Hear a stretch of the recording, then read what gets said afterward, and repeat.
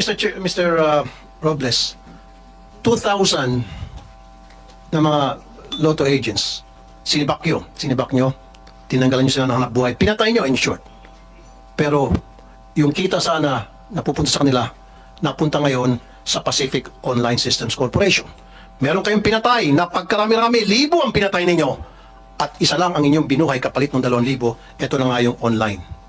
Mr. Chair, that is baseless, I would tell you. I'm sorry, but I think the figures will show that... Who are you to say it's baseless? Mr. Chairman... Wait a minute, 2,000 na talagang given na, yung numbers na sinasabi niya, exact numbers yan, 2,000 ang natanggalan ng hanap buhay.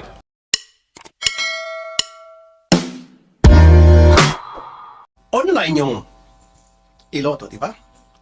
Yung birthday panalo, online pareho. Pagbabanggay mo parehong online. So therefore, kung pareho silang online, pareho dapat may permiso sa Office of the President. I respect your opinion, Mr. Chairman, but I'm specifically referring to the memorandum of the OGCC sa contract review nila sa amin of 21 December 2023, which is much later, Mr. Chairman. Regardless, I see what you're coming from. I understand what you're saying. Exactly.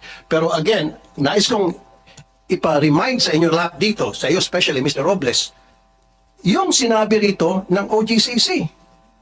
Sabi mo, ibang laro yung hiningan nyo ng opinion. Ang hiningan nyo ng opinion ay tungkol doon sa birthday panalo. Okay, nandun na tayo. Online game. Tama. PCSO na iloto, online game din. Parehong online game. Regardless kung magkaiba sila ng hiningan nyo ng opinion. Pero the fact na it states here na online game should have the permission of the Office of the President. That you should have secured permission from the OP. I'd like to ask the opinion of Mr. Juni Kua here, the chairman of the PCSO. Mr. Kua, ano po masasabi nyo? Well, tama naman po yung binasa ninyo kanina na kinakailangan na humingi ng permiso sa Office of the President. I'm sorry po, sir. So, you agree with me, doon po sa nabasa ko, Mr. Kua being the chairperson of PCSO? Well, nakita ko naman pong binasa niyo yun doon sa provision ng charter at yun din po ang pagkakaalam ko. Thank you, Mr. Kua. Okay, Mr. Robles, ayan, pati yung chairman ninyo sa PCSO, naintindihan po yung sinasabi ko, naintindihan po yung binasa ko, very simple lang po talaga yon. Actually, pang kindergarten lang po yon. Na sinasabi rito, pag online, kailangan may permiso mula sa OP. Online po yung iloto. Sana po, kumuha kayo ng permiso sa Office of the President. Binaypas niyo po yung OP sa proyektong ito. Number 1 violation po yun. Why was it violated? Mr. Chairman, assuming that that is correct, we are just on a test run po. We have to test this before having it approved. Kasi po, it would look, kung hindi naman po gumagana, pag naunam naman po yung approval, ay medyo mahirap din naman po yan. So we have to be very clear, this is on a test run. Exactly, precisely, definitely, absolutely, you're right. Pero, bago ka mag-test run, you should secure permission from the OP before any move whatsoever. Mr. Chair, again, you were referring to a different game. Yan po ang pinanggagalingan Sir, nakakala ko tapos na tayo sa different game, regardless kung anumang game yun. Basta we're talking about online, right? Pag online, kailangan may permission from the OP, period. Mr. Chair, if I may, I would like to read from you a memorandum from the Executive Secretary. If I may, Your Honor. Yes, sir. Upon evaluation, the PCSO is advised that it has sufficient authority as in a better position to evaluate and approve its technical guidelines on betting platforms, considering that this deals with the minimum technical specifications required for betting platforms on PCSO game. Like the hardware systems, architecture requirements, interface requirements, and software specifications. Finding that these are matters that will be better evaluated by PCSO as the implementing agency for its lottery games, this office defers to the PCSO's expertise on the approval of the same. Ito po rin po regarding the betting platform po, which Iloto is a betting platform, Your Honor. So, ang ibig nyo sabihin, with that letter that you just read, and what date is that? So, pinapayagan kayo ng Executive Secretary na to go ahead at kukontrahin itong opinion ng OGCC. Kasi very clear to me, merong opinion ng OGCC, ngayon naglalabas ng opinion ang Executive Secretary na sabi na upon your discretion, para i-simplify ko na lang, na pwede kayong mag-decide na mag-enter into a project such as online gaming na kumukontra sa opinion ng OGCC. So ibig sabihin, yung Executive Secretary pumaparing na sa inyo at pinapayagan na kayo na i-bypass itong nakalagay dito sa opinion ng OGCC. I think, Mr. Chairman, we're referring to two different opinions. So, as far as we're concerned, hindi po namin we're not going against the opinion of the OGCC. No, sir. The opinion of OGCC is very simple. Pinapalawak lang po natin. We're talking of online here, sir. Online lang po. Huwag na natin ibahin pa. Online lang. It's the same animal. Yung birthday panalo and iloto, online din yun, sir. Wala tayong pinagkaiba rito. Kasi ang sinasabi niyo po, may binabasa kayong sulat na wala po akong kopya niyan, na parang sinasabi ng Executive Secretary, if I read it right, kung tama yung pagkabasa ko, na pinapayagan kayo, is your discretion na gumawa ng anumang klaseng project na pwedeng kasama na dyan yung online betting, kayo nang bahala gumawa ng mga paraan sa technicalities and all, pinapayagan na kayo ng Executive Secretary. And I don't know kung nabasa ba ng Executive Secretary itong opinion ng OGCC. Sana, pinadalhan nyo si Executive Secretary ng opinion. Sir, nagbibigay ka ng opinion yan, pero may opinion ng OGCC. Pinagbanggaan nyo sana. Siguro baka hindi siguro nabasa ito ng Executive Secretary, kasi kung nabasa ito ni ES, then he might not have issued that kind of letter. Kasi kung ako sa Executive Secretary at pinabasa mo sa akin to, ba't pa ako mag-issue ng sulat ng ganon? Sasabihin ko, hey, hindi ko ba magkain yung OGCC? Kasi sigurado ako si ES, he'll make sure na talagang nagko-confront tayo sa lahat ng mga patakaran, sa lahat ng mga protocol sa departamento na executive. If I may, Mr. Chair, Yes, sir. yung birthday panalo po is a game.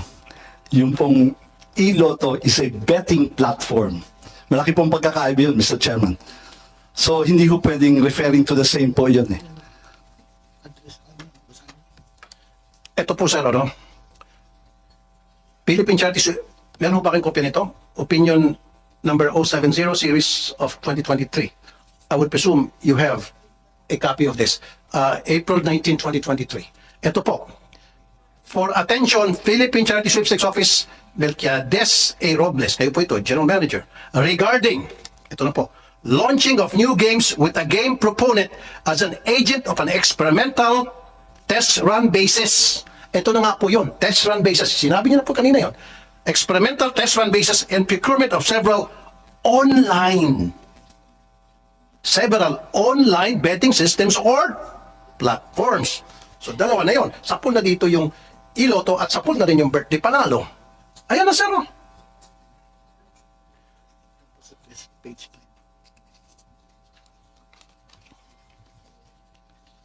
May kopya ho ba kayo na ito, Mr. General Manager? Okay.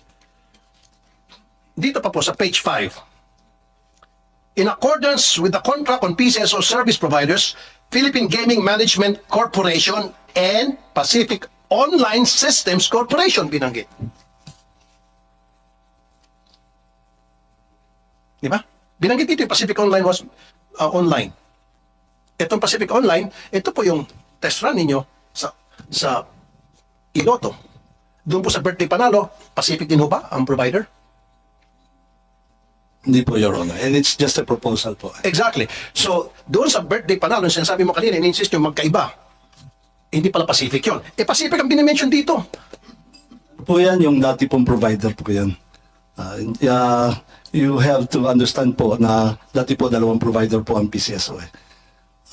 No, sino bang ang current provider? Mr. Chairman, if I may, we have the lotto, the lottery, ano po, yung the over-the-counter lottery. Ito po, meron pong dating PGMC tsaka POSC. So in that context po, para maintindihan natin, ngayon po pinag-isa na yan under one joint venture. So para po ma-mention nila yan, it was a long time ago po yan. Kaya nga po sinasabi ko, we are guided by the more recent one. Ito nga pong memorandum na sinasite ko on the web application-based program.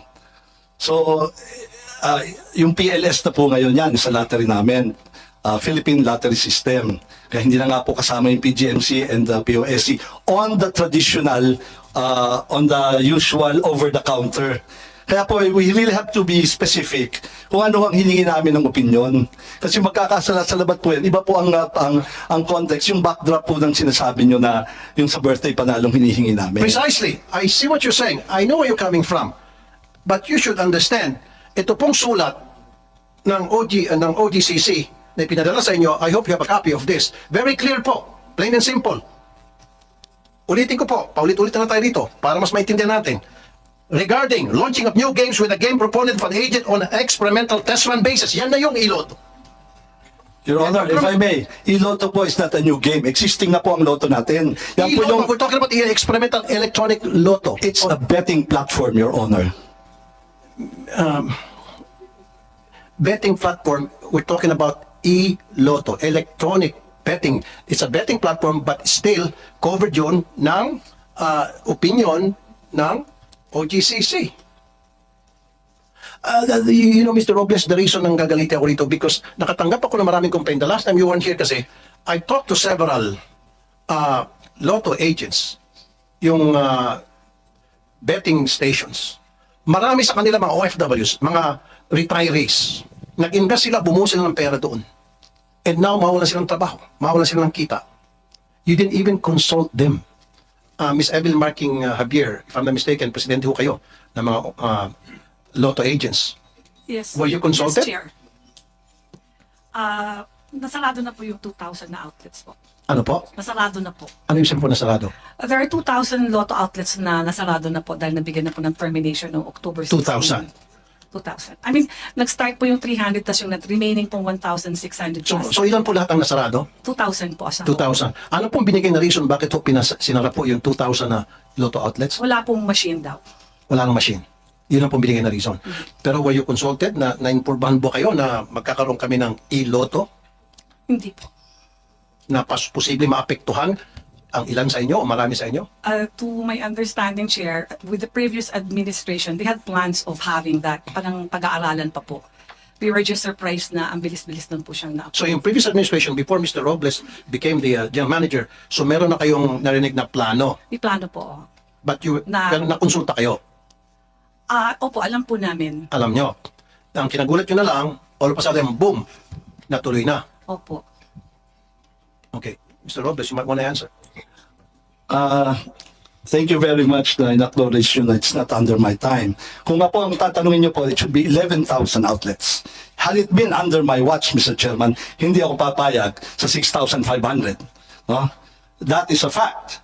Hindi po under my watch to, and I even asked my managers, why did you allow? And sila po ay kausap ng GM. I'm surprised why they did not raise that up. They are very close po with the past administration. So, well, they have the reasons for not saying it. Tama po sila. Hindi po dapat. But ang trust naman of that administration is to modernize the 25-year-old system. Now, dalawa pa nga na laging nagbe-breakdown. So, tama po kayo. Hindi ho dapat pinasarayan at marami pong nawalan.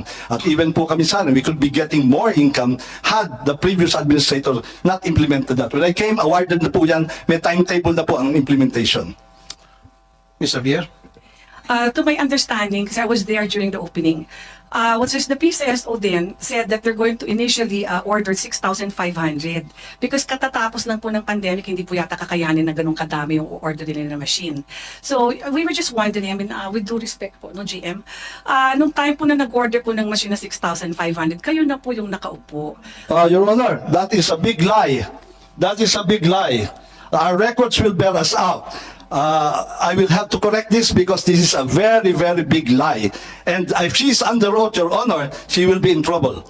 To my understanding po, I mean, okay, granting po na na sila yung nag-order niyan. Pero during your time, alam niyo po na maaapektuhan yung 2,000 na agent. Sana po, gumawa na lang din po kayo ng paraan na tulungan po kami na wag pong masarado yung 2,000 na yan. Kaya po, masama po yung loob ng mga lotto agents kasi parang dahil po dun sa e-lotto, parang hindi yun na po tinulungan yung mga iba na makapagbukas po sila. Kasi dati ho pre-termination lang, sumulat kayo, tapos ginawang termination, tapos nag-stoppage. From the stoppage itself po, dapat hindi na po kayo nag-issue mismo ng termination na kayo po yung nakapirma.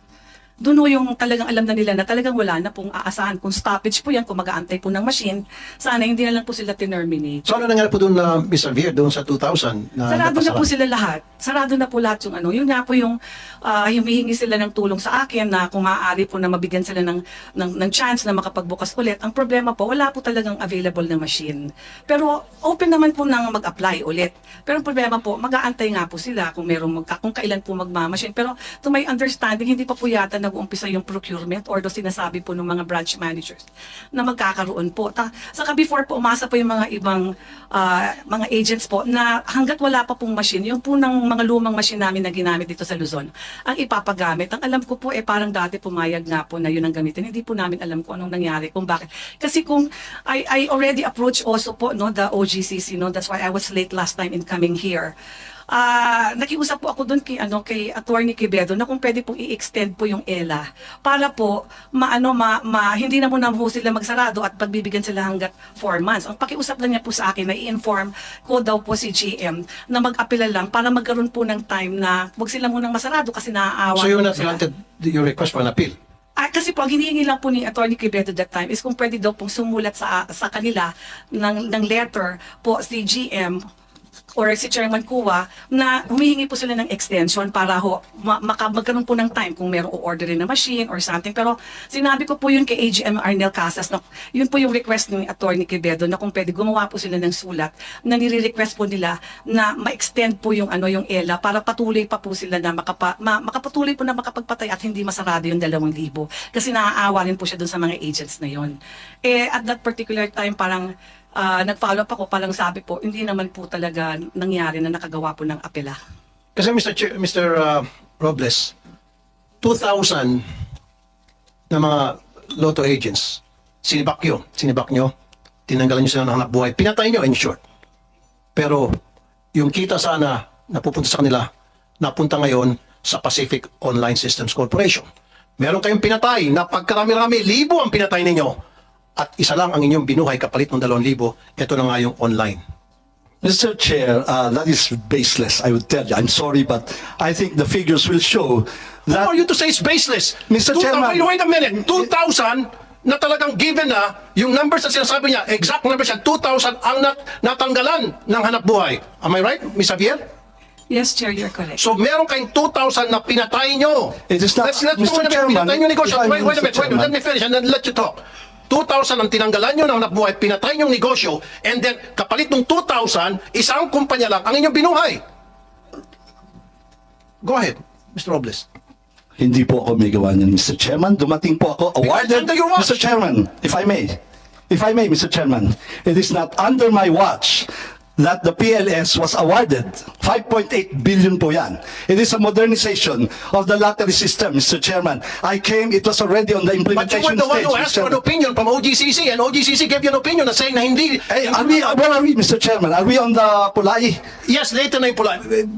Mr. Robles, dalawa ditong issue eh. Una, nung nagkaroon itong Pacific Online Systems Corporation, pinatay ang 2,000 mga lotto agents. Pangalawa, nung humingi kayo ng opinion sa OGCC at sinabihan kayo ng OGCC ng opinion na kailangan humingi kayo ng permiso sa Office of the President and yet you did not. Attorney Francis De Valle, kanina pa kayo nagbabasa nung binigyan namin kayo ng kopya. What's your opinion on that letter? That MOA? It's your time to shine. Come on. Your Honor, the OGCC already issued an opinion that is currently being the subject of this discussion. The opinion speaks for itself, Your Honor. I might be misquoted if I make an interpretation. So, No, you're an attorney, you're a lawyer, you should know better. Pwede ka magsalita. Yes, exactly. On behalf of the OGCC and in reference to this letter or opinion issued by the office where you present. Exactly, Your Honor. With all due respect, my training would tell me that the document speaks for itself. Okay. The When you say the serves as document evidence, speaks for Your Honor. itself, meaning? The opinion, Your Honor, that was issued by the Office of the Government Corporate Counsel, Your Honor. So that means, yung sinasabi rito na sana humingi ng opinion sa Office of the President, covered dito itong online gaming system ng Pacific Online Systems Corporation. Tama? No, Your Honor, don't look at him. Yeah, yes, Your Honor. Basically, the... No, yes or no lamang, attorney. So, sabi mo, it is what it is. Parang ganon, di ba? Now, yung nakasulat dito na opinion ng OGCC, does this cover the online lotto o e-lotto? Yes or no lang? Huwag na tayo pasigot-sigot dito, sir. Nabasa mo naman na. At tinawagan mo na, I would assume you would have called people na who could give you enlightenment on this issue. Yun ang gusto kong tanongin. Kasi sinasabi ni Mr. Robles, magkaibang laro. At itong dokumento kasi ito, galing sa OGCC. So kaya binigyan kita ng kopya para basahin mo at pagkatapos, tama put your own opinion, being the lawyer of OGCC, and at the same time, make some phone calls. Do it right now. Open pa naman siguro opisina, 2 o'clock pa lamang. Call. Your Honor, the signatories of that opinion is currently in a meeting with the Department of Justice. Okay, sige. Wala yung mga So, signatories. But, make some phone calls and kung kinakailangan, basahin mo yung mga libro ninyo dyan sa OGCC, mag-utos ka na basahin kung ito ba ay tumutugma. Yung mga, ito bang nakasulat dito, tumutugma doon sa mga libro ninyo, kung ano yung sinasabi sa mga protocol ninyo, sinasabi sa guidelines ninyo. So again, I would like to make it short. Tama ba yung sinasabi ko na ito ay, itong sulat na ito, opinion na ito, it covers the e-lotto. Yun lang yun. Yes or no ka lang. Sabi mo kasi kanina, it is what it is. Meaning, kung ano yun nandyan, yun na nga yun. Your Honor, Kasi si Mr. Kua, yung chairman ng PCSO, he already gave his stand. Sinabi na niya na tama yung nakasulat dito at tumutugma doon sa sinasabi ko. So ngayon ikaw from OGCC.